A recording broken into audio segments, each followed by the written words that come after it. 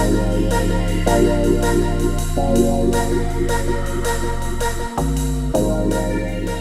it's Toasty Fresh and I'm back with another collections update video, and this time it's a little bit special because it's going to be a special editions and collector's editions special.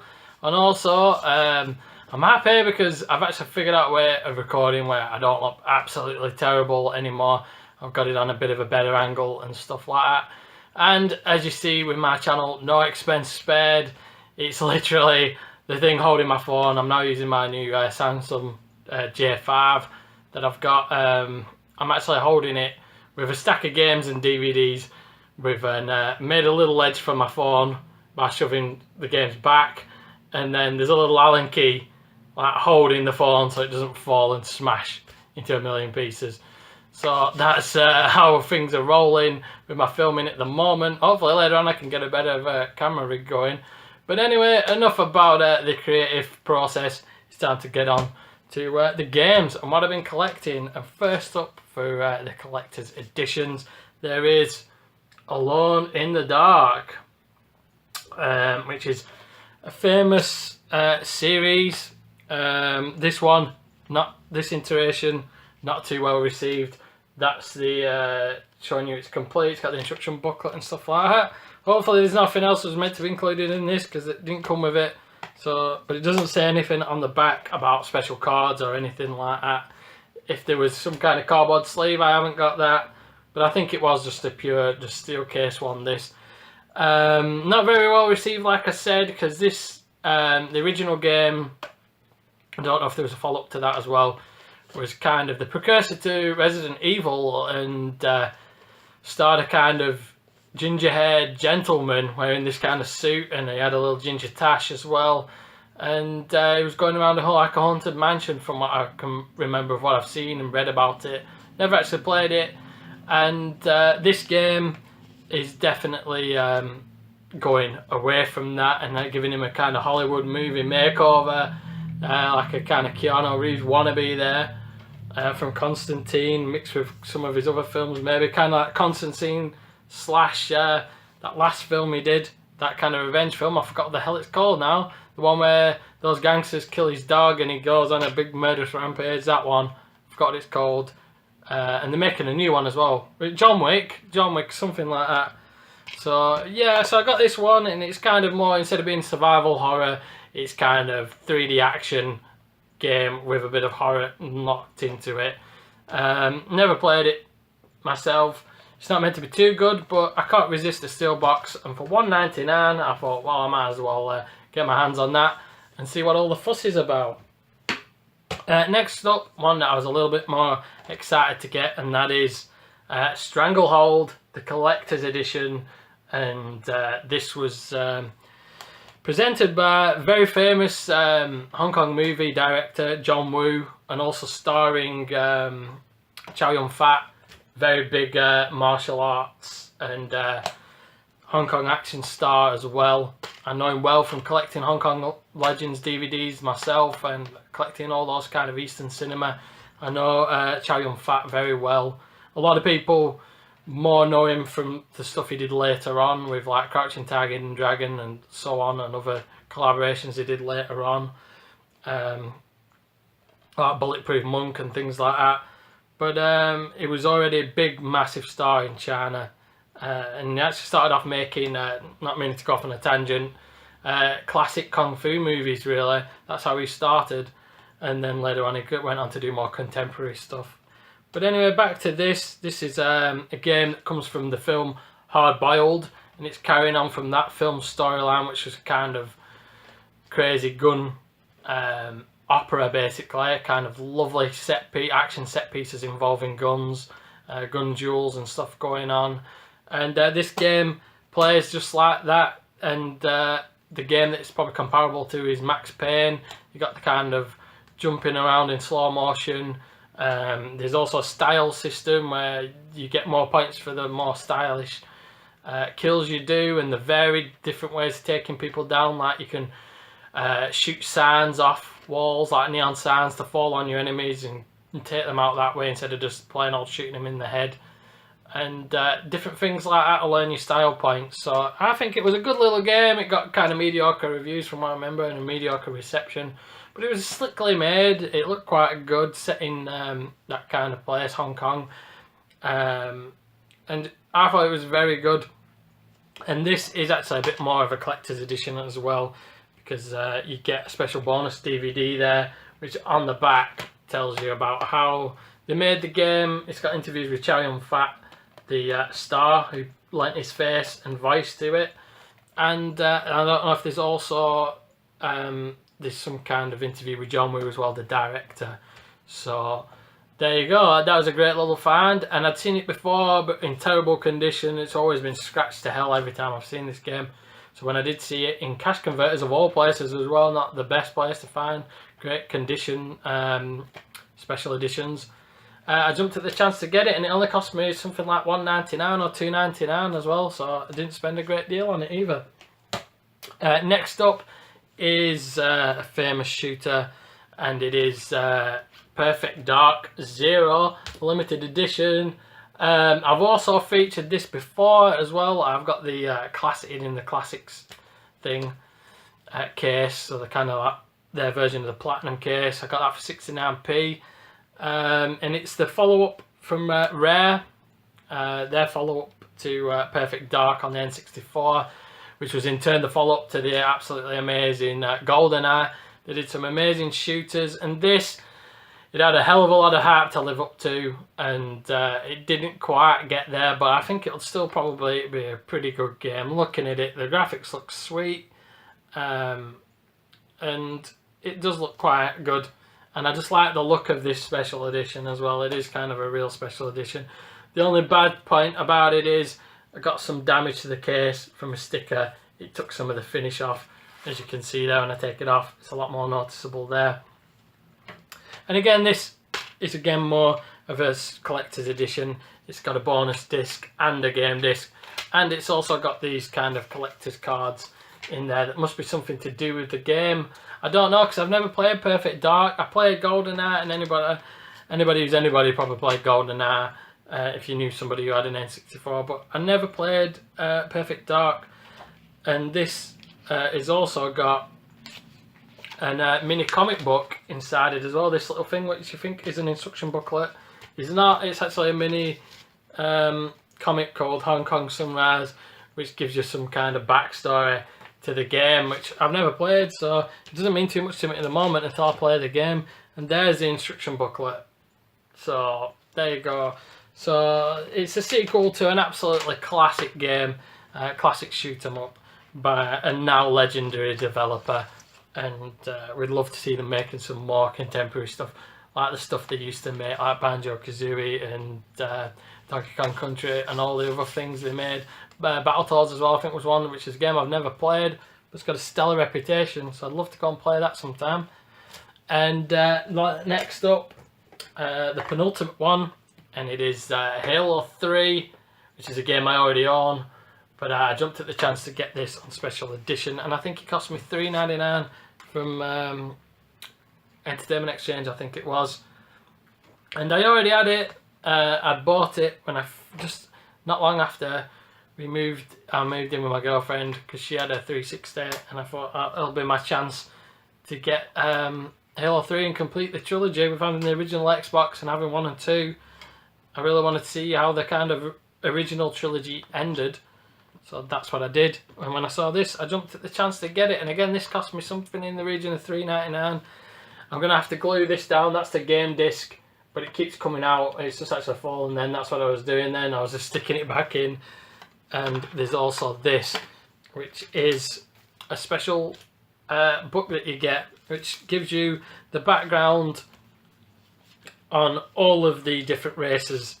So there you've got the Ungoi, which is the grunts, and everyone remembers those funny little guys.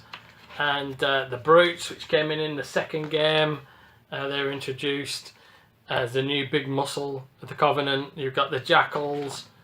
You've got the prophets, who are the kind of religious leaders. The drones, kind of insects. You've got the hunters, who are the big guys with a big gun. The elites were the old muscle of the Covenant until they joined up with the humans in the third game. Flood, the kind of strange Borg type enemy that assimilate other races. And then it tells you about the Grave Man, and there's even humans in there as well, even get a backstory. And if you go right to the end, there's also Spartans as well, because they're kind of classed as a separate race. And also the engineers, who were the forerunners to everything, are mentioned. And also different kind of technology mentioned in there.